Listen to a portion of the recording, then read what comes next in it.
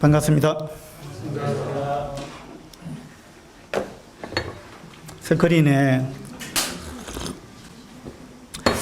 결혼의 목적이 무엇일까요? 이렇게 떴습니다. 누가 대답 좀 해보실랍니까?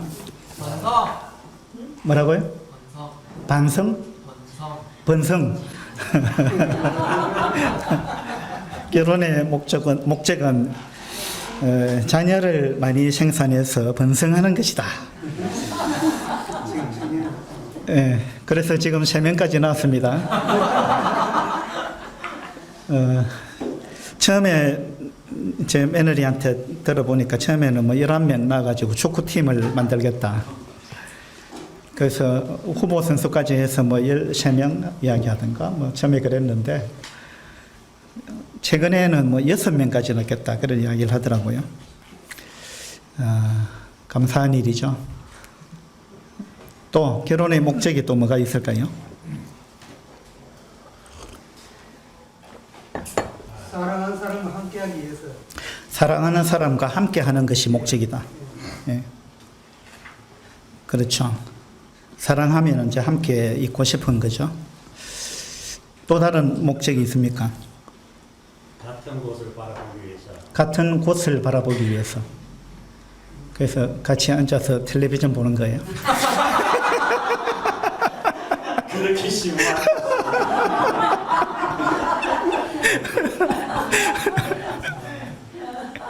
같은 곳을 한 목표를 가지고 함께 가기 위해서 한 목표를 위해서 좋은 생각입니다.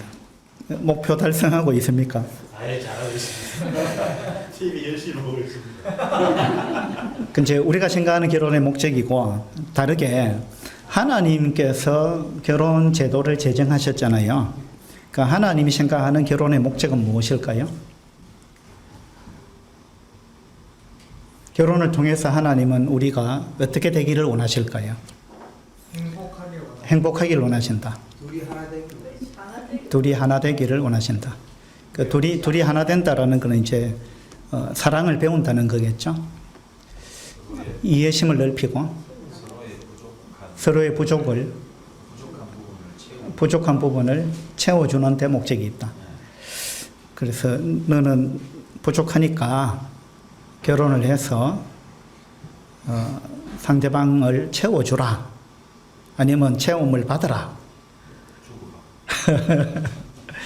그래서 그 좋은 이야기인데 우리는 50대 50이 결혼한다 이런 말이 있습니다. 그러니까 내가 100%가 아니고 50%고 상대방도 50%이기 때문에 결혼해가지고 상대방이 부족한 50%를 내가 채워줘야 한다. 근데 우리는 이제 당신이 나의 부족한 부분을 채워라. 그 생각이 더 강하죠. 내가 채워줄 마음보다는 당신이 나에게 채워라. 그런 게 좀 많지 않은가 싶습니다. 팀 켈러라는 분이 결혼을 말하다라는 책을 썼는데 그 책에 보면 결혼의 목적을 이렇게 이야기를 하고 있습니다. 자기 중심성에서 벗어나는 것이 결혼의 목적이다. 자기 중심성. 그러니까 이제 우리는 늘 자기 중심이라는 겁니다.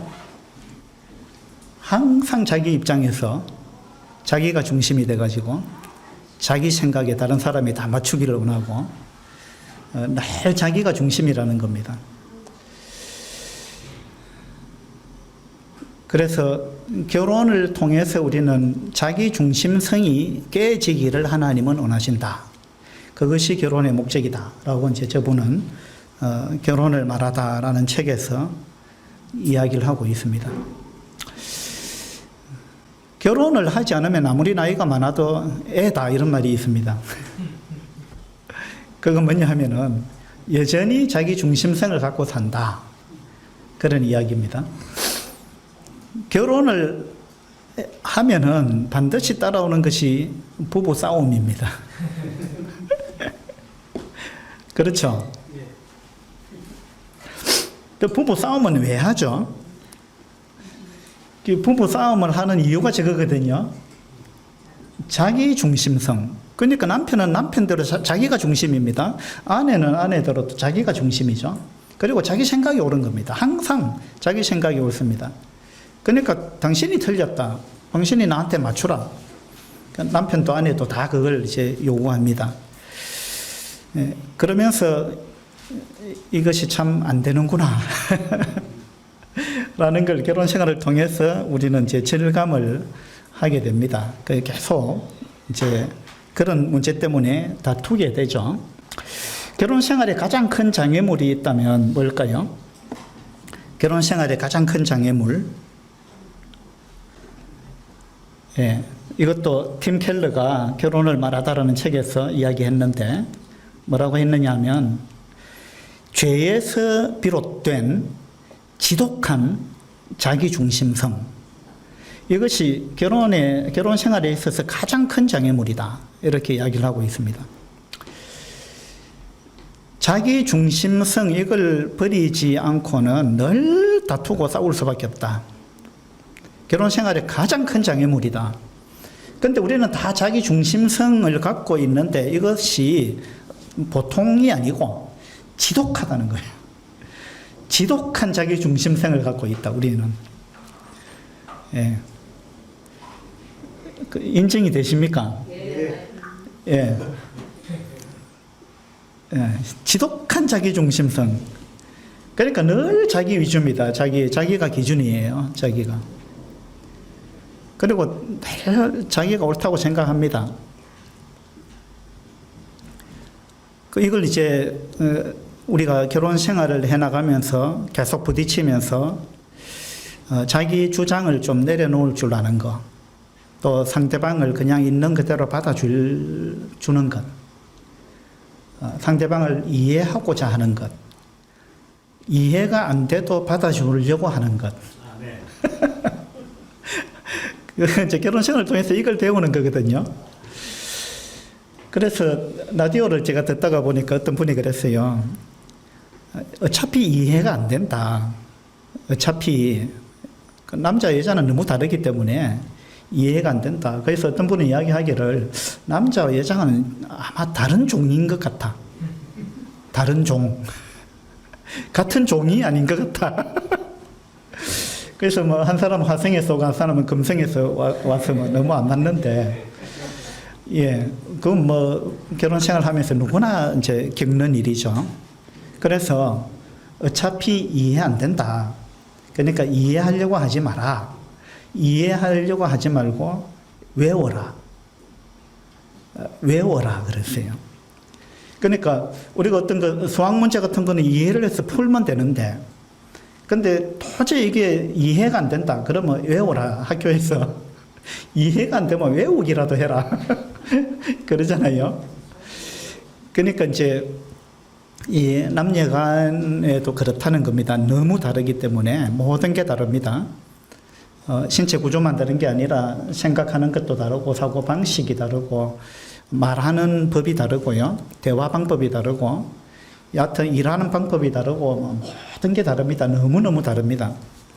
그래서 이해하려고 하면 이해가 안 된다. 이해하려고 하면은 자꾸 다투니까. 그러니까 내 아내는 이렇게 하더라. 그건 이제 외우라는 거예요. 내 남편은 이렇게 생각하더라. 이해가 안 되지만 내 남편은 그렇게 생각하고 사는 사람이다. 그걸 외우라는 거예요. 예, 참 쉬운 일이 아닙니다. 그죠? 예, 지독한 자기중심성. 예. 자, 구원의 목적은 뭘까요? 하나님께서 우리를 구원하신 목적은 또 뭘까요? 비슷한 원리로 우리가 좀 생각해 볼 수 있는데, 로마서 14장을 한번 보도록 합시다. 로마서 14장 7절입니다. 7절.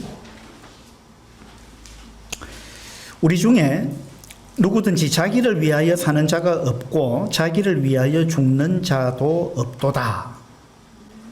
자, 이건 놀라운 말씀이죠. 우리가 구원받기 전에는요, 자기를 위해서 살았습니다.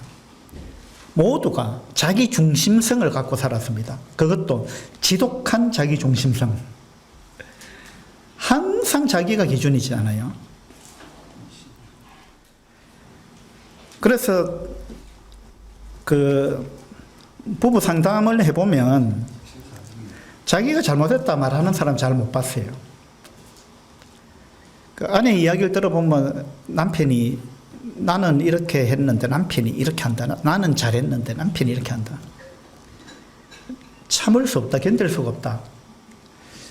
또 남편 이야기를 들어보면 똑같이 이야기합니다. 나는 아내한테 이렇게 이해해 주려고 하고 잘해 주려고 했고 내가 이런 의도에서 말했는데 아내가 내한테 이런 식으로 반응한다. 똑같은 이야기를 해요. 그러니까 둘 다 뭐냐면 자기가 옳다는 겁니다. 자기가 옳고 남이 틀렸다. 자기가 내가 내 남편한테 좀 잘하고 싶은데 안 됩니다. 어떻게 하면 되겠습니까? 이렇게 상담을 요청해 오면 참 좋을 건데 남편도 마찬가지입니다. 내가 내 아내를 내 몸처럼 사랑해야 되는데 너무 안 됩니다. 어떻게 하면 됩니까? 이렇게 상담을 해오면 얼마나 좋겠어요. 근데 이제 그런 식으로 상담을 요청해 오는 분은 거의 없습니다. 어떤 교회가 깨진 가정 또는 위기의 가정, 깨지기 직전의 가정, 그런 가정들이 이제 몰려 들어가지고 그 교회에서 회복을 받고 굉장히 아름다운 이런 가정을 만들어가는 그런 사람들로 가득 찬 그런 교회가 있다는 이야기를 들었어요. 그래서 제가 그 교회는 어떻게 하길래 그것이 가능할까 하고 보니까 그 교회에서 이제 막 부부간에 너무나 어려운 갈등을 갖고 그래가지고 상담을 하러 오면은 그 교회 이제 목회하시는 분이 가장 먼저 하는 게 요한일서 1장을 편답니다. 한번 볼까요? 요한일서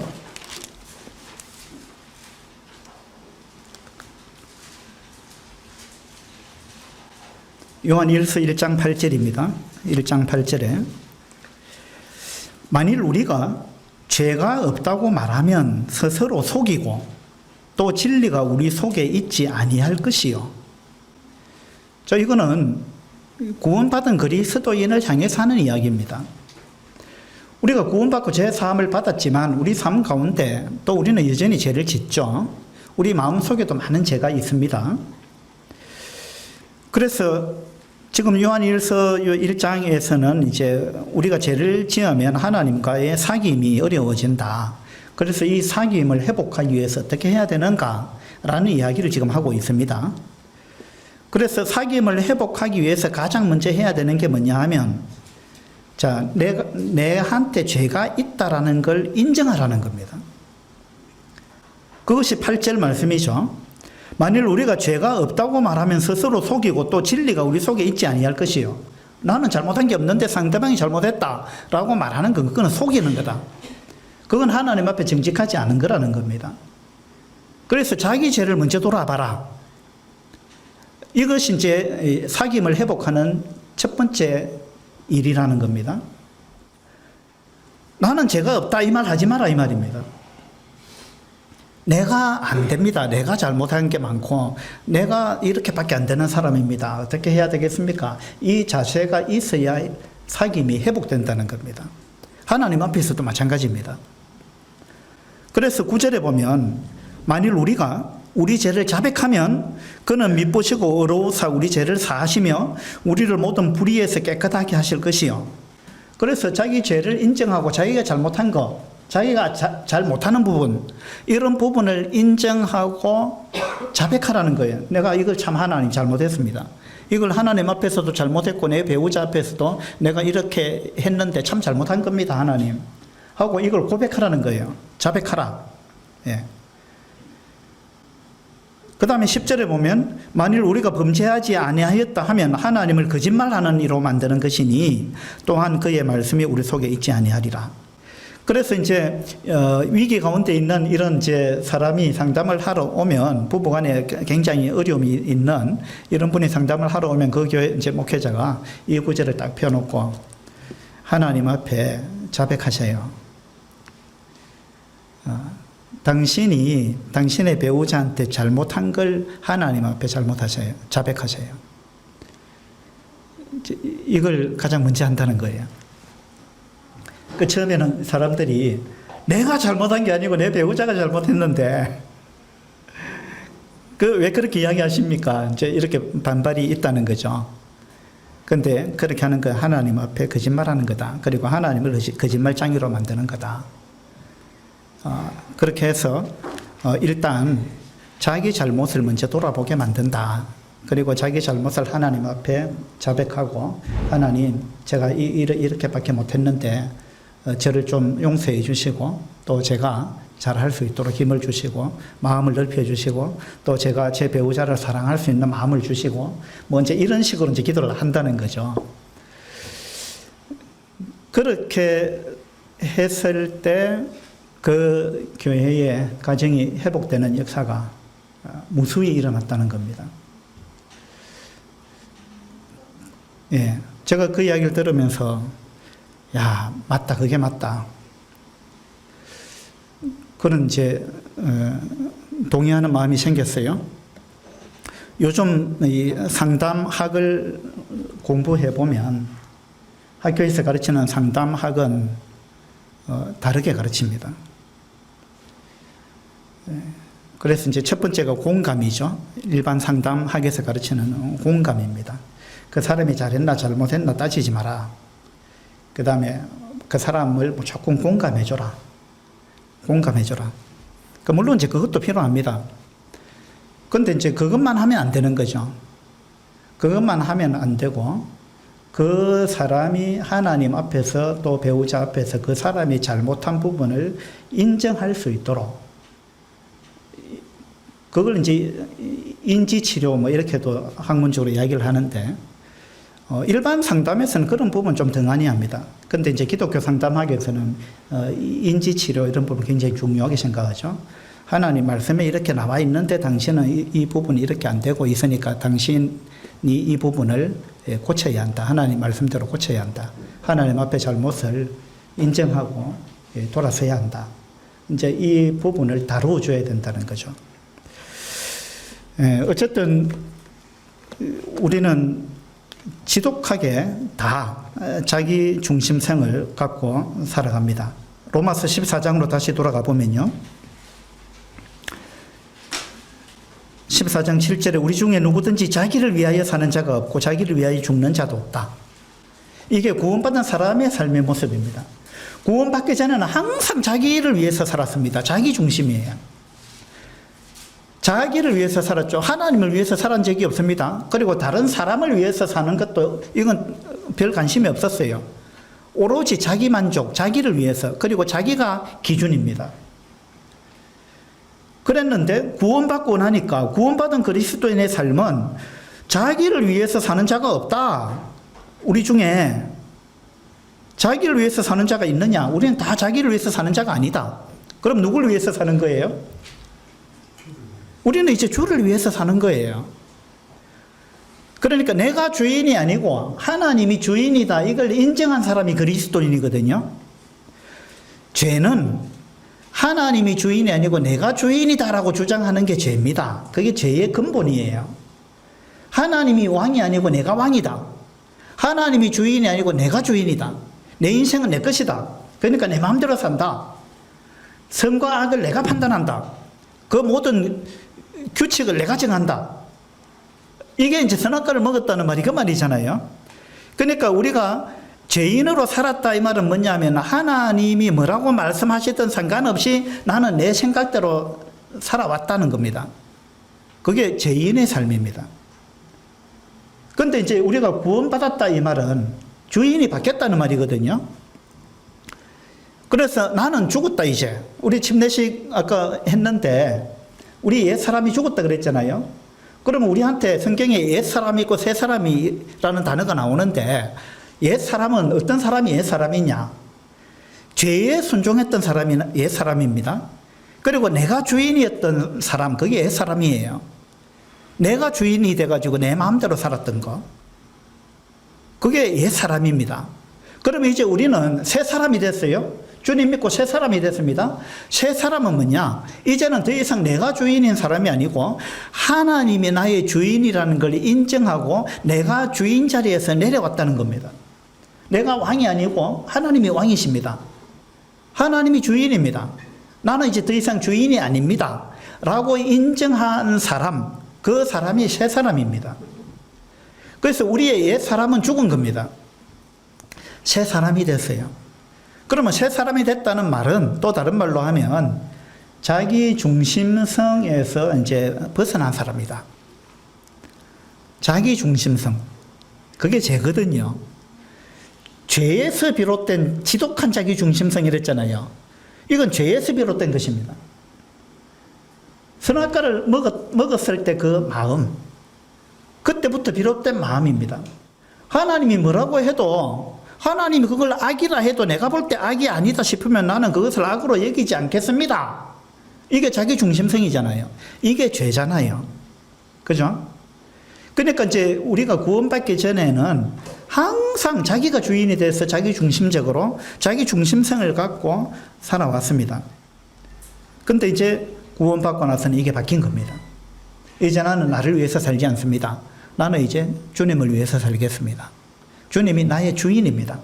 나의 주인입니다. 그리고 나는 또 다른 사람의 유익을 위해서 살겠습니다. 예. 이걸 인정하고 고백하고 그렇게 살아가는 사람이 새 사람입니다. 그래서 8절에 보면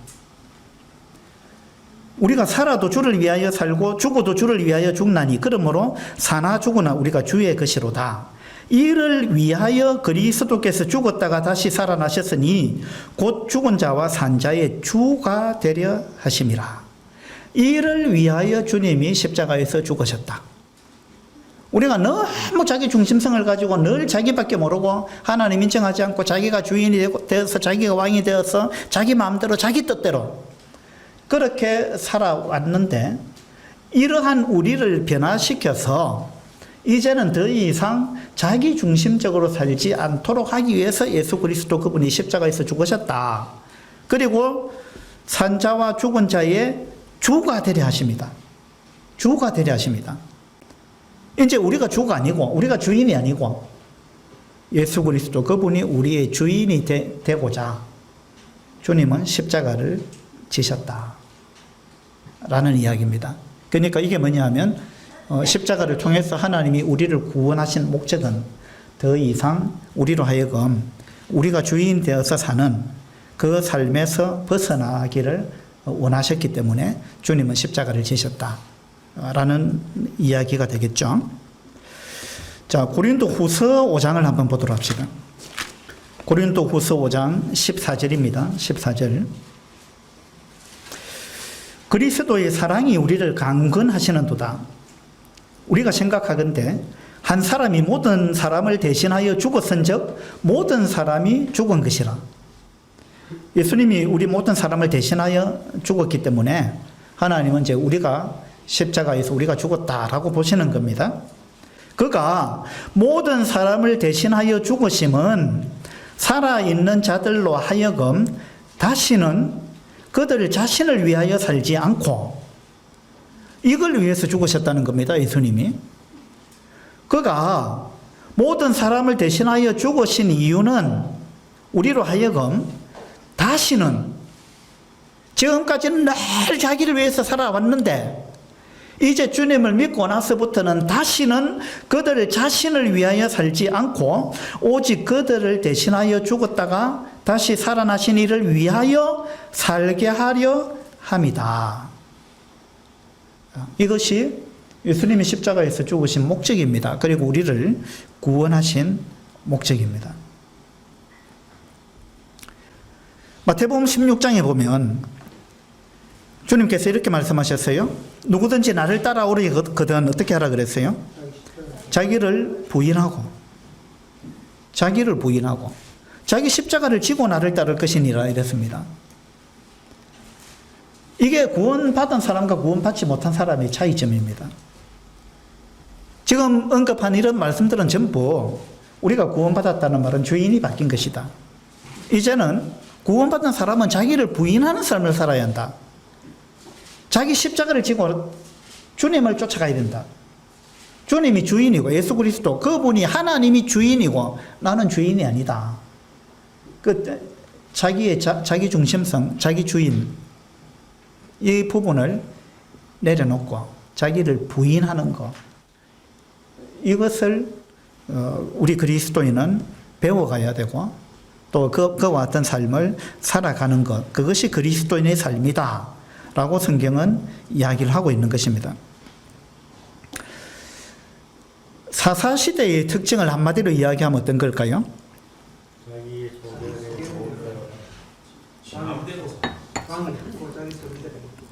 그렇죠. 이 사사기에는 그와 같은 말씀이 이제 반복이 되고 있습니다. 그때에 이스라엘에 무엇이 없으므로, 왕이 없으므로, 그때에 이스라엘에 왕이 없으므로, 하나님이 그들의 왕인데 특히 이스라엘 민족은 신정국가잖아요. 하나님이 직접 다스리는 그런 나라였습니다. 그런데 그들이 하나님을 왕으로 인정을 안 한 겁니다. 하나님을 왕으로 인정 안 했다 이 말은 하나님 말씀에 순종 안 했다 이 말입니다. 자기 생각대로 살았다 이 말입니다. 그러니까 이 사사시대의 특징을 사사기에서는 계속해서 반복해서 이야기하고 있는데, 그때에 이스라엘의 왕이 없으므로 사람이 각기 자기 소견에 옳은 대로 행하였더라. 그것이 사사기의 결론입니다. 사사기 마지막에도 그렇게 나옵니다. 그때 이스라엘에 왕이 없으므로, 실제로 왕이 있었는데 왕으로 인정을 안 했다는 겁니다. 하나님이 왕이신데 하나님을 왕으로 인정 안 하는 겁니다. 하나님을 왕으로 인정 안 하니까 어떻게 되느냐? 그럼 자기가 왕이다 그 말입니다. 자기가 왕이 돼가지고 자기 소견에 옳은 대로, 자기 생각대로, 자기 마음대로, 자기 뜻대로 그렇게 살았다.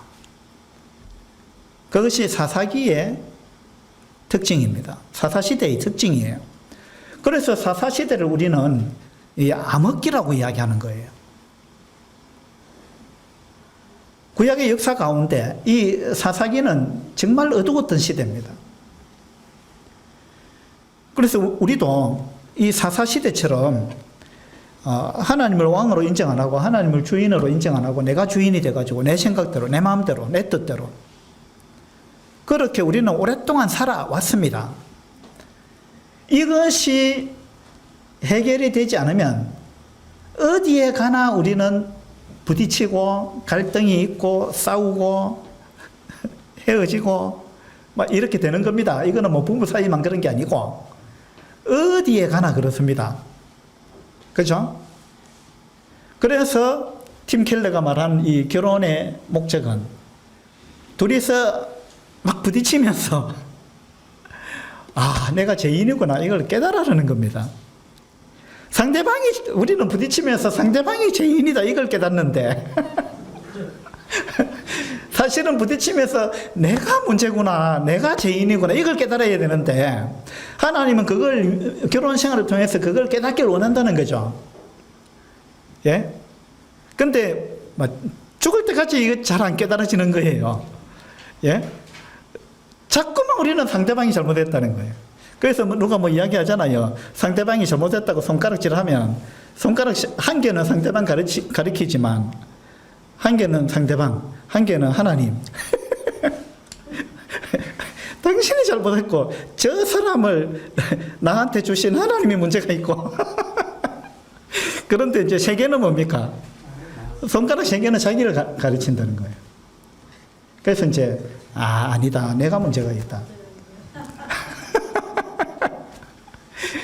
내가 문제가 있다. 이걸 깨달아야 되는데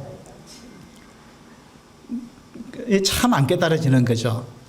항상 상대방이 문제라는 겁니다. 항상. 네. 그래서 이제 결혼 생활을 통해서 내가 참 문제가 많다. 이것이 깨달아지는 것, 이것이 이제 결혼 생활의 목적이다. 그렇게 이야기하고 있습니다. 이건 결혼 생활만 그런 게 아니고 교회 생활도 똑같습니다. 교회 생활을 해보면 내 마음에 드는 사람도 있고 안 드는 사람도 있어요. 맞죠? 예. 목소리 컸나? 너무 크게 대답했어요. 조용히 할까? 나하고 뭔가 잘 통하는 사람이 있고 잘 안 통하는 사람이 있어요. 그죠? 그래서 막 누구 꼴 보기 싫어서 막 교회 안 간다. 이런 이제 일이 생길 수 있습니다. 그건 하나님이 원하는 목적이 아니죠. 하나님은 결혼 생활을 통해서도 우리가 다듬어지기를 원하고 내 중심성이 깨지기를 원하고 내가 문제가 있다는 걸 알기를 원하고 그렇게 해서 내가 다듬어지기를 원합니다. 내가 성숙되기를 원하는 겁니다. 주님의 형상으로 닮아가기를 원하는 겁니다. 그건 가정 생활을 통해서만 그런 게 아니고 교회 생활을 통해서도 그렇게 돼야 됩니다. 교회에서 우리가 뭔가 다른 성도하고 부딪히면서 어려움이 있음으로 인해서 내한테 이런 문제점이 있구나, 내한테 이런 까다로움이 있구나, 내한테 이와 같은 못된 성질이 있구나, 예? 이런 걸 우리가 깨닫기를 하나님이 원하는 겁니다. 그래서 다듬어지기를 원하는 거죠. 예. 근데 이제 이걸 우리가 인식하지 못하면, 이와 같은 목적을 이해하지 못하면, 마음에 안 드는 사람이 있으면 교회 안 나오는 거예요. 그럼 결혼 생활도 마찬가지 아닙니까? 배우자가 마음에 안 들면 같이 못 살겠다는, 이혼하자는 거죠. 그러면 교회 안 나오는 거는 가정 생활로 이야기하면 이혼하는 거나 마찬가지 아니에요. 교회 안 오는 거는. 누가 내 마음에 안 들어서 나 못 가겠다 이러면. 그러니까 하나님이 원하는 건 그런 것이 아니죠. 그걸 통해서 우리가 주님의 형상으로 다듬어져 가기를 하나님께서는 원하시는 겁니다. 에베소서 4장을 한번 보도록 합시다. 에베소서 4장 22절입니다. 22절.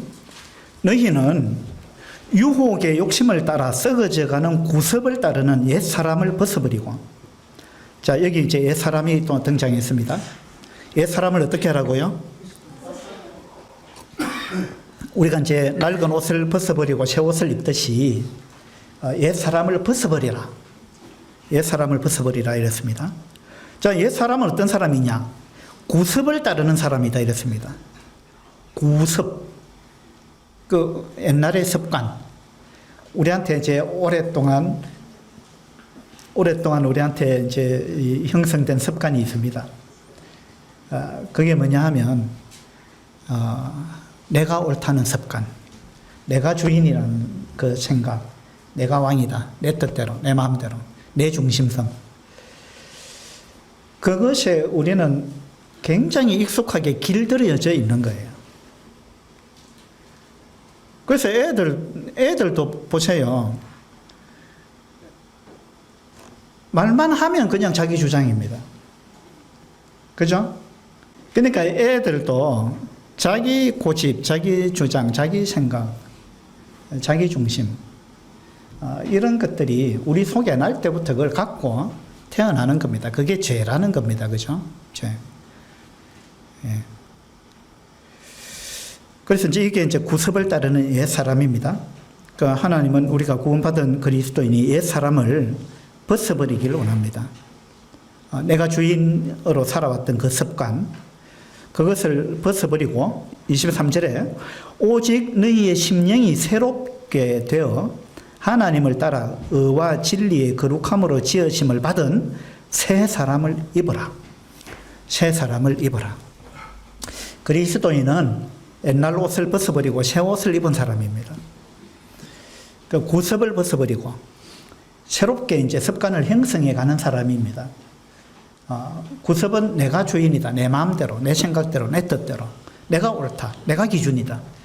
그것이 이제 옛날에 입었던 옷입니다. 이 옷을 우리는 벗어야 됩니다. 벗고, 기준은 하나님의 말씀입니다. 내 생각이 기준이 아니고 하나님의 말씀이 기준입니다.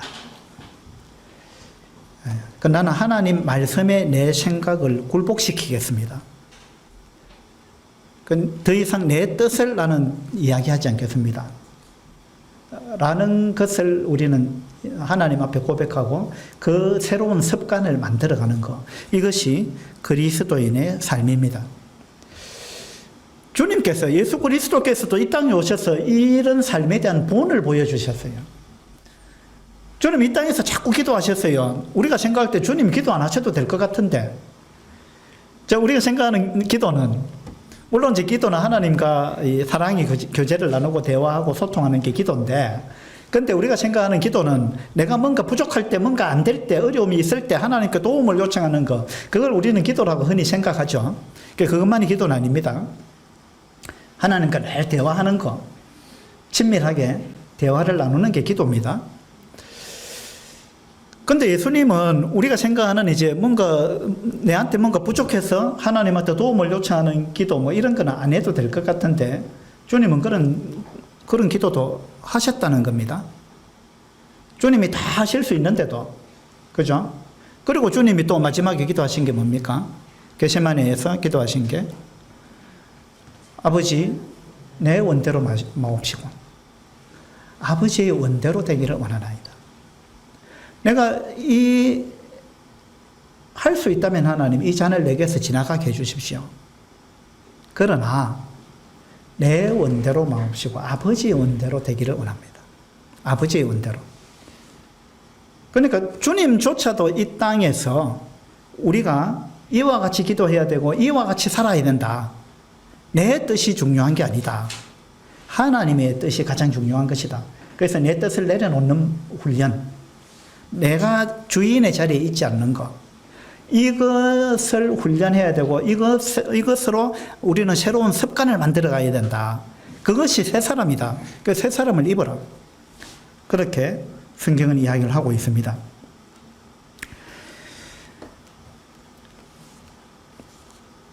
에베소서 2장을 한번 볼까요?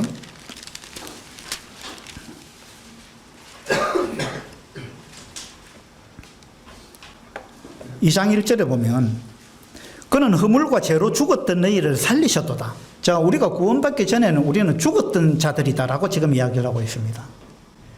구원받기 전에는 하나님으로부터 우리는 끊어져 있었기 때문에, 생명의 근원이신 하나님으로부터 단절되어 있었기 때문에 우리는 살아있는 것 같았지만 실제로 하나님 입장에서 보면 죽어 있었던 거라는 겁니다.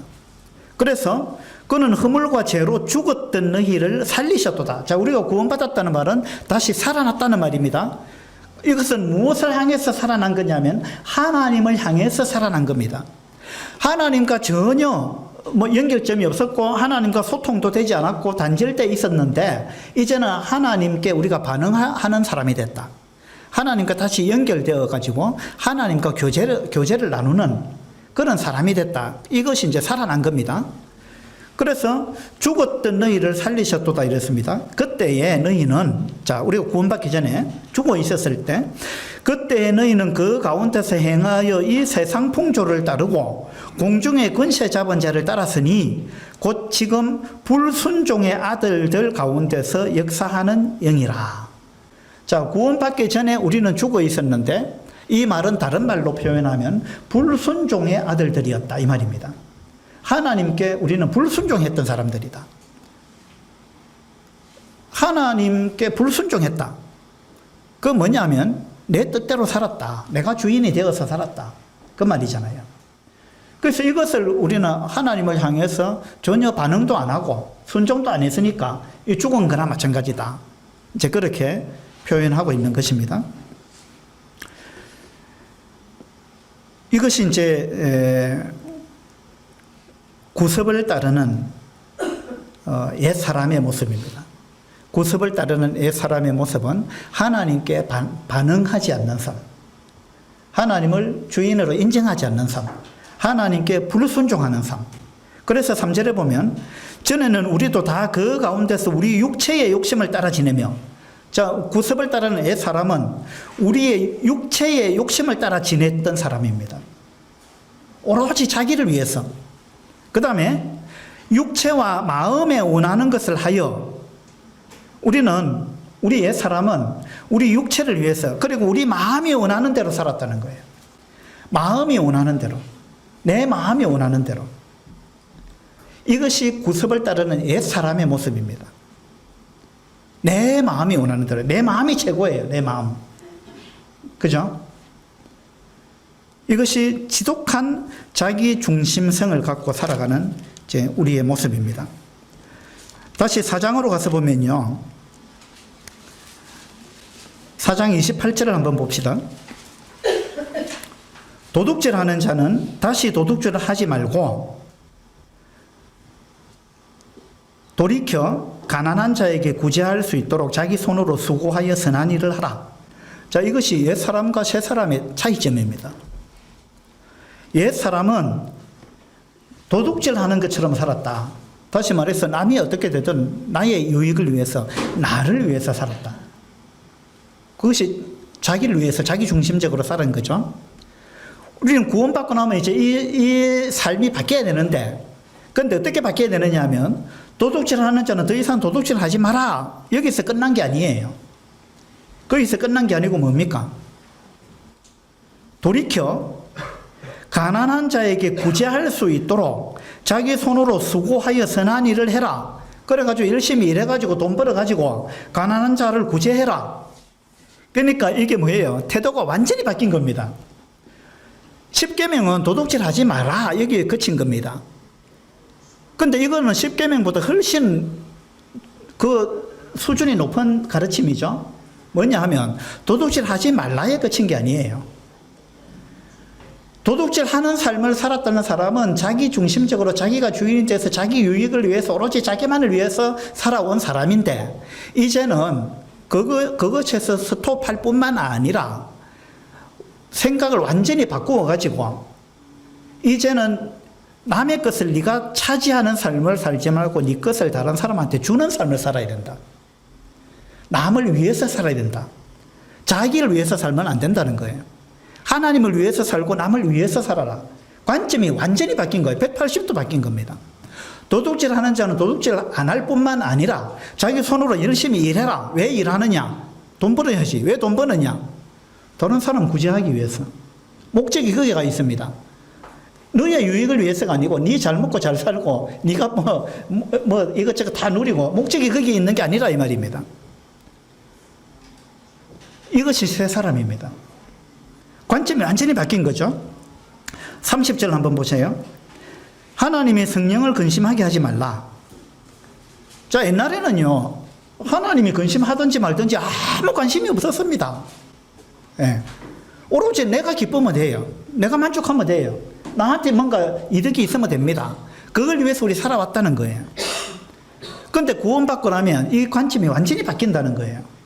이제는 내가 이렇게 했을 때 하나님이 근심하면 이거는 하나님이 근심하면 안 된다. 하나님이 근심하는 일을 내가 하면 안 된다. 생각이 완전히 바뀐 거죠. 이게 한마디로 말하면 주인이 바뀐 삶이라는 건 이런 거라는 거예요. 주인이 바뀌었다는 거. 내가 이렇게 했을 때 하나님이 근심하면 어떡하냐. 그건 잘못된 거다. 그러면 이걸 안 해야지. 또 내가 이렇게 했을 때 다른 사람이 근심하면 어떡하냐. 그럼 다른 사람을 위해서 안 해야 되는 거죠. 이게 이제 새 사람, 구원받은 사람의 삶의 모습입니다.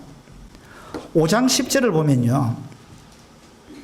주를 기쁘시게 할 것이 무엇인가 시험하여 보라. 이제는 관점이 나를 기쁘게 하는 게 아닙니다. 내가 어떻게 하면 주님을 기쁘시게 할 수 있을까? 그죠? 이것이 구원받은 사람의 삶의 자세입니다. 이젠 더 이상 나를 기쁘게 하는 게 아닙니다. 내가 어떻게 하면 주님을 기쁘게 할 수 있을까? 어떻게 하면 내가 다른 사람을 기쁘게 할 수 있을까? 이와 같은 태도로 우리의 삶이 완전히 바뀌기를 하나님은 원하십니다. 17절 보세요. 그러므로 어리석은 자가 되지 말고 오직 주의 뜻이 무엇인가 이해하라. 자, 내 뜻이 아닙니다. 이제는 주의 뜻입니다. 맞죠? 우리는 항상 내 뜻대로, 내 마음대로, 내 마음 가는 대로, 내 마음이 원하는 대로 그렇게 살아왔습니다. 이제는 내 마음이 아니에요. 오늘 구원받은 이제 두 자매님, 이와 같은 삶의 변화가 일어나야 됩니다. 그러면 오늘 침례받은 분만 그러냐? 아니죠. 그 전에 침례받은 분은 더 많이 이런 부분이 더 이제 우리가 새로운 습관으로 형성돼 있었어야 하는 겁니다. 아직까지 형성이 잘 안 됐다면 만들어 가야 되죠. 그 다음에 22절을 보면 아내들이 자기 남편에게 복종하기를 죽게 하듯 하라. 자, 구원받지 못한 사람들은 아내가 남편한테 복종한다. 이거 안 통하는 이야기입니다. 말도 안 된다 그러죠. 예. 뭘 복종하느냐고. 하나님께도 복종 안 하는데.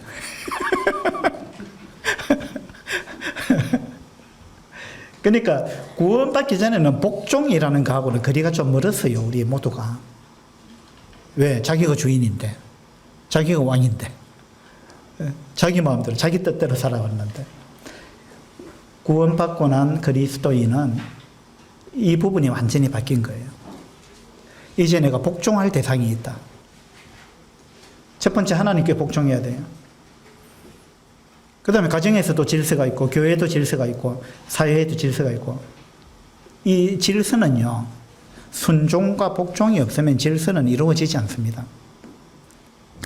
그래서 구원받은 사람은 이제 옛 사람이 아니고 새 사람은 새 사람의 특징은 이와 같은 것들이다. 에베소서 4장 5장 쭉 보면은 이게 새 사람의 삶의 방식, 새 사람의 특징, 옛 사람과 상반된 그러한 우리의 삶의 방식을 쭉 설명해 주고 있습니다. 그 다음에 6장 1절을 한번 볼까요? 6장 1절에 자녀들아 주 안에서 너희 부모에게 순종하라. 자, 순종한다. 순종한다는 거 자기 중심성을 내려놓는 겁니다. 그렇죠? 새 사람의 특징을 에베소서에서는 계속 이와 같은 것으로 이야기를 해주고 있습니다. 5절에도 보면 종들아 두려워하고 떨며 성실한 마음으로 육체의 상전에게 순종하기를. 계속해서 순종, 복종, 그리고 주의 뜻이 뭔가? 내 뜻이 아니고 주를 어떻게 하면 주를 기쁘시게 할 수 있을까? 어떻게 하면 주님을 근심하게 하지 않을 수 있을까? 관점이 완전히 바뀌었습니다. 이것이 이제 주인이 바뀐 삶의 모습입니다. 맨 처음에 아담과 하와한테 사탄이 한 일이 뭐냐 하면은요. 아담과 하와를 유혹했죠. 유혹해가지고 한 일이 사탄을 숭배하라. 이걸 가르친 게 아닙니다. 사탄이 하와한테 사탄을 숭배하라. 이걸 가르친 게 아니에요. 뭘 가르쳤을까요? 너 자신을 숭배해라. 사탄이 가르친 게 그겁니다. 너 자신을 숭배해라. 하나님을 숭배하지 말고 네 자신을 숭배해라. 하나님만이 선악을 아는 게 아니다. 너도 알 수 있다. 하나님이 하는 거 너도 할 수 있다. 그리고 그래서 네가 주인이 되라. 네가 왕이 되라. 네 인생은 네 거니까 네가 알아서 해라. 너 자신을 숭배해라. 사탄은 사실은 그걸 가르친 겁니다. 그래서 아담과 하와가 범죄하고 난 이후로 우리는 이 죄악에 완전히 물들어 버린 겁니다. 그래서 지난번에 보험 집회 때 말씀드린 것처럼 요한일서 스크린에 한번 보세요. 요한일서 3장 4절에서 죄를 규정하기를 죄를 짓는 자마다 불법을 행하나니 죄는 불법이다. 죄는 불법이다. 하나님의 법을 개의치 않고 자기 마음대로 사는 거. 이 불법이라는 건 원어적으로는 무법이다. 이런 의미가 더 있다 그랬잖아요. 그러니까 법이 없다 나는. 다시 말해서 하나님의 법 나는 아무 개의치 않는다. 법이 없다. 법이 없다는 말은 다른 말로 내가 법이다. 내가 법이다. 그 말이거든요. 그래서 우리는 항상 자기가 주인이 돼서 지독한 자기 중심성 이걸 가지고 지금까지 우리는 살아왔습니다. 우리가 이제 주님께로 돌아왔다는 말은 하나님을 우리가 주인으로 인정한다는 이야기입니다. 그래서 우리가 이 지독한 자기 중심성에서 바뀌는 거 전부 자기가 주인입니다. 스크린에 보세요. 그죠? 전부 자기가 왕이고 전부 자기가 주인입니다.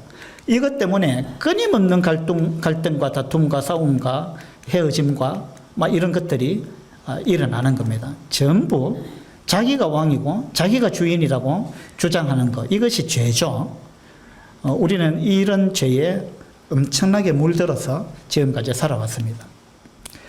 이것이 이제 점점 시간이 지나면서 어떤 사상으로 이제 발전돼 왔느냐 하면 이 포스트 모더니즘이라는 사상으로 발전해 왔습니다. 어디에서부터 발전해 왔다고요? 내가 주인이다. 내가 주인이다. 이 사상에서부터 이 포스트 모더니즘 사상이 나왔습니다. 일반적으로 이제 하나님을 믿지 않고 성경을 모르는 사람은 이 포스트 모더니즘의 근원이 어디서부터 출발했는지 잘 몰라요. 이건요, 죄에서부터 출발한 거거든요. 내가 주인이다. 거기서부터 출발한 겁니다. 자, 포스트 모더니즘을 이제 몇몇 가지로 설명을 해보면, 뭘 하든지 정답도 오답도 없다. 이것이 포스트 모더니즘의 사상입니다. 정답은 없다. 그래서 학교에서, 초등학교 우리 교사 있는데, 학교에서 뭐 학생들 뭐 토론하고 할 때, 정답이 무엇이다 이런 이야기 잘 안 한다면서요, 요즘은. 그래서, 아, 그래, 니는 그렇게 주장하네? 그 네 생각도 옳다. 또 누가 반대 주장을 하면, 아, 그래, 네 생각도 옳다. 예. 이것이 요즘 학교에서 가르치는 그 교육 방법입니다. 정답이 없다는 겁니다. 정답이 없다. 그러니까 성경에 이것이 하나님이 이거 죄라고 이야기했다. 이거 요즘 저 사상가들은 비웃는 겁니다. 왜? 정답이 어디 있어? 자기가 원하면 그게 답이다. 그래서 우리는 다양성을 존중해야 된다. 이게 다 포스트 모더니즘의 사상이잖아요. 정해진 답은 없다. 그래서 네가 어떤 생각을 가지고 그것이 네 마음이 그러면 그건 답이다. 네 마음이 원하는 대로 해라. 네 마음이 원하는 대로. 네 생각대로 해라. 그게 답이다. 예. 그러니까 이 포스트 모더니즘이라는 거는요, 그동안에 우리가 성경을 통해서 배워왔던 전통적인 가치와 규율과 이런 거, 질서와 이런 것들을 다 부정하는 거예요. 우리는 다 다양성을 존중해야 된다. 듣기로는 굉장히 그럴싸하고 좋은 말입니다. 그래서 정답은 없다. 이게 포스트 모더니즘의 사상인데 네 마음 가는 대로 해라. 요즘 학교에서 이렇게 가르치는 거예요. 네 마음 가는 대로 해라. 그 다음에 내면의 소리를 듣고 따라가라. 네 마음에서 무슨 소리를 하는지 그걸 듣고 그대로 따라가라. 네 마음이 최고다. 남이 어떻게 생각하는지 신경 쓰지 마라. 너희 부모가 뭐라 말하는지 그거 신경 쓰지 마라. 그건 고리타분한 거다. 네 마음이 원하는 대로 해라. 예. 그 다음에 뭔가를 죄라 칭하는 그것만이 유일한 죄다. 이렇게 요즘 이런 걸 가르칩니다. 자, 죄가 어디 있냐? 자기가 원하면 하는 거지. 우리는 자유하다. 우리는 다 모든 것에서 해방돼야 된다. 그래서 그것이 행복이다. 자기 원하는 대로 사는 거다. 그것이 답이다. 이것이 요즘 현대 사상이에요. 그래서 무언가를 죄라고 말하는 그것만이 유일한 죄다. 얼마나 이거 잘못된 생각입니까? 근데 이런 사람들 앞에 이런 걸 배운 사람들한테 성경에 그거 죄라고 이야기했다 그러면은 비웃는 겁니다. 네. 왜 우리를 획일화시키느냐? 왜 다양성을 존중 안 하느냐? 왜 상대방을 배려하지 않느냐? 왜 상대방을 기분 나쁘게 하느냐? 왜 상대방에게 모욕감을 주느냐? 이렇게 해서 나온 게 뭡니까? 이렇게 해서 나온 게 이제 차별금지법 이런 겁니다. 전 세계에 이게 이제 이런 사상이 지금 열풍이 불고 있는 겁니다. 절대로 다른 사람을 비판하지 말라. 비판하는 거 그거는 다른 사람의 행복을 빼앗아가는 것이고 다른 사람에게 혐오감을 심어주는 것이고 뭐 그런 거다. 이건 다른 사람을 차별하는 거다. 그죠? 그래서 빌헬름 라이히 이 사람이 이런 말을 했습니다. 금지하는 모든 것을 금지하라. 뭔가를 죄라 칭하는 그것만이 유일한 죄다. 같은 말이죠. 금지하는 모든 것을 금지하라. 예. 왜 내가 내 마음이 원해서 하는데 금지하느냐, 못하게 하느냐? 왜 나의 자유를 억압하느냐? 왜 나의 행복을 빼앗아가느냐? 그죠? 그건 구식이고 고리타분한 거다. 이런 것이 지금 전 세계를 휩쓸고 있는 사상입니다. 그렇게 해서 이제 지금 이 포괄적 차별금지법 이런 것들도 다 같은 맥락인데, 이것이 전 세계적으로 지금 막 그 유행처럼 열풍이 불고 있고, 이런 사상이 많은 사람들을 점령해 가고 있습니다. 우리나라도 지금 이 포괄적 차별금지법이 국회에 몇 번이나 이게 올라왔습니다. 아직 뭐 통과는 안 됐는데, 이게 통과될 우려가 굉장히 농후합니다. 이름은 굉장히 좋아요. 들어보면 차별하면 안 되지. 그거 좋은 말입니다. 근데 이 법이 갖고 있는 것은 그런 의미가 아니에요. 물론 우리가 남녀 간에 차별 안 해야 되고, 또 부자가 가난한 자 차별하면 안 되고, 여러 가지 그런 거 인종 차별하면 안 되고, 맞죠? 이런 거 차별하면 안 되죠. 근데 이런 거는 이 개별적으로 차별금지법이 다 정해져 있어요. 근데 포괄적 차별금지법이라는 건 뭐냐 하면, 그런 개별적 차별금지법 말고 전체를 통틀어서 포괄적으로 차별을 금지해야 된다. 모든 면에 있어서 모든 면에 차별을 금지해야 된다 라는 법이거든요. 그 뭐냐 하면은, 내가 어떤 사랑을 하든지 차별하지 마라. 잘못됐다고 말하지 마라. 그러니까 내가 동성애 하는데 그거 잘못됐다 말하지 마라. 그거 잘못됐다고 말하는 그것이 죄다. 죄라고 말하는 그게 죄다. 그러니까 나의 성적 지향을 존중해라. 내가 어린애하고 성관계를 하는 그걸 죄라고 하지 마라. 왜? 나는 내 성적 지향이 그거다. 나는 모든 것에서 해방됐다. 그래서 나는 내 행복을 위해서 나는 자유롭게 그렇게 살고 싶은데 왜 내 자유를 침해하느냐. 그래서 그런 거는 나한테 혐오감을 주는 거다. 그런 이야기 하면 안 된다. 그렇게 말하게 되면 법적으로 처벌을 받게 된다. 이게 포괄적 차별금지법입니다. 그 다음에 이게 모든 면에서 적용되는 겁니다. 포괄적 차별금지법은. 그래서 전도하는 것도 이 법을 어기게 되는 겁니다. 왜냐하면 내가 다른 종교를 갖고 있는데 왜 자꾸만 내 종교 인정 안 해주고, 왜 자꾸 하나님 믿으라 하느냐, 왜 나한테 혐오스러운 말을 하느냐, 왜 나를 인정 안 해주느냐, 왜 내가 믿고 있는 걸 왜 차별하느냐. 그리고 기독교 너희가 덩치가 크다고 작은 종교 무시하는데 그거 차별이다. 그렇게 하면 안 된다. 그래서 전도하는 자체가 이 포괄적 차별금지법에 걸리는 것이 되어버립니다.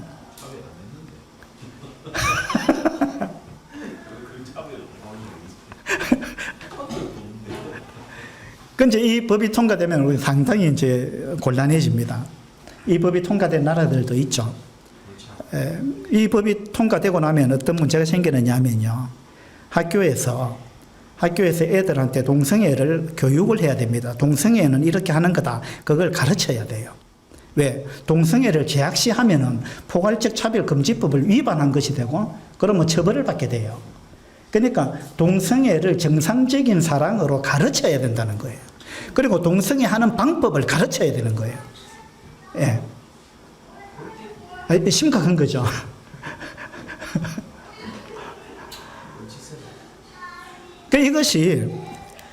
그러면 이런 것이 어디서 왔느냐? 이게 다 결국은 포스트 모더니즘이든 포괄적 차별금지법이든 이런 것이 다 여기서부터 출발한 거거든요. 뭐냐 하면은 하나님이 정해놓은 규칙은 필요 없다. 내가 주인이다. 내 마음대로 하는 거다.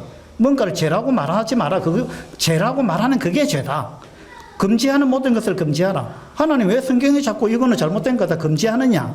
앞으로 나한테 금지는 없다. 내가 원하는 대로 산다. 내가 주인이다. 내 행복을 위해서.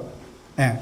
이것이 진정한 해방이고 이것이 진정한 행복이고 자유고 이런 거다라는 사상, 이 사상이 지금 전 세계를 휩쓸고 있는 겁니다. 이게 이제 전통적 가치와 질서를 해체하자는 겁니다. 그래서 이것만 해체하는 게 아닙니다. 성별을 해체하자는 거예요. 성별을. 그래서 요즘은 양성평등 이런 말 안 씁니다. 왜 성이 두 개밖에 없느냐? 양성평등이라는 말은 잘못된 거다. 그래가지고 그냥 성평등 이렇게 이야기합니다. 양성이라는 말 자체를 안 쓰겠다는 거예요. 왜 성이 두 가지밖에 없느냐? 그러면 성이 몇 가지입니까? 네 가지예요?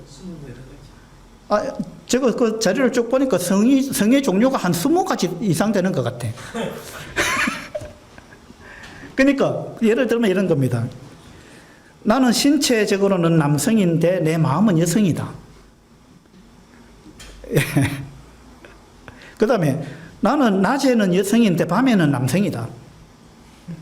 그렇게 주장하는 사람은 그걸 그대로 인정해 줘야 된다는 거예요. 그걸 그대로 인정 안 해주면 포괄적 차별금지법에 걸리는 겁니다. 그래서 우리가 올림픽 때도 뭡니까? XY 염색체를 가진 사람이 여자 선수로 출전해가지고 권투 선수가 출전해가지고 막 코뼈를 부러뜨리고 난리가 났잖아요. 그 사람이 나는 여자라고 생각한다 그러면 여자로 인정해 줘야 된다는 거예요. 이걸 이제 그래서 요즘은 성이라는 단어를 안 쓰고 젠더라는 단어를 씁니다. 젠더라는 게 뭐냐면 우리의 생물학적인 성이 아니고 사회적인 성이 뭐냐? 그러니까 네가 생각하는 너의 성이 뭐냐? 그걸 갖고 이야기하자는 거예요. 그래서 나는 양성애자다. 그러면 그걸 그대로 인정해 주라 이 말입니다. 동성애자다. 동성애 인정해 주라는 거예요. 그래서 이걸 전통적인 가치와 질서를 해체하고 성별을 해체하고 가정을 해체하고 뭐 여하튼 그래 해야 우리가 진짜 행복한 삶을 살 수 있다. 라는 사상이 요즘 사상인데 이 모든 것의 근본에 흐르고 있는 사상은요. 인본주의 사상입니다. 인본주의 사상 뭡니까? 사람이 주인이다. 사람이 주인이다. 하나님이 주인이 아니다. 사람이 주인이다. 내가 중심이다. 내 중심으로 모든 건 흘러간다. 그러니까 여하튼 이 포스트 모더니즘이든 포괄적 차별금지법이든 요즘 세상을 흔들고 있는 그런 모든 사상들은 결국은 여기에서 출발한 거예요. 내가 주인이다. 내가 주인이다. 네. 그래서 우리가 이런 시대에 이런 사상을 학교에서 배우고 이렇게 습관화되어 왔고 내가 주인으로 살아온 것 이것이 옛사람입니다. 구습을 따르는 옛사람입니다. 이제 우리 구원받은 그리스도인은 새 사람으로 삶을 살아야 되는데 그건 뭐냐? 가장 중요한 거는 내가 주인이 아닙니다. 하나님이 나의 주인입니다. 내가 왕이 아닙니다. 하나님이 왕입니다. 내 뜻이 중요한 것이 아니고 하나님의 뜻이 중요합니다. 이걸로 고백하고 하나님 말씀에 우리가 순종하는 삶, 이 삶을 사는 것이 구원받은 그리스도인의 삶이다. 이 부분을 오늘 우리가 기억할 수 있으면 좋겠습니다. 기도하겠습니다.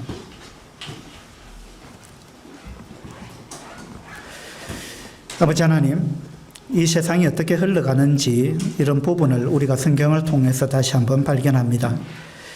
모든 잘못된 것의 근본에는 하나님을 제외시키고 내가 주인이 되고자 하는 그러한 사상이 깃들어져 있는 것을 우리가 봅니다. 우리는 오랫동안 이 자기 중심성, 그것도 지독한 자기 중심성을 가지고 그렇게 살아왔습니다. 그러나 이제 우리가 주님을 알고 성경을 알므로 하나님이 우리의 주인이라는 사실을 우리가 알게 되었고 그 사실에 우리가 굴복하게 되었습니다. 이제 우리가 자기 중심적으로 살고 자기가 주인이 되어 살던 그 옛사람이 죽었다는 사실을 인정합니다. 아버지 하나님, 우리가 새 사람으로 하나님을 주인으로 인정하고 하나님 말씀에 기꺼이 굴복하는 그러한 삶을 우리 모두가 살아갈 수 있도록 도와주시기를 바랍니다. 감사드리며 우리 주 예수 그리스도 이름으로 기도드립니다. 아멘. 수고하셨습니다.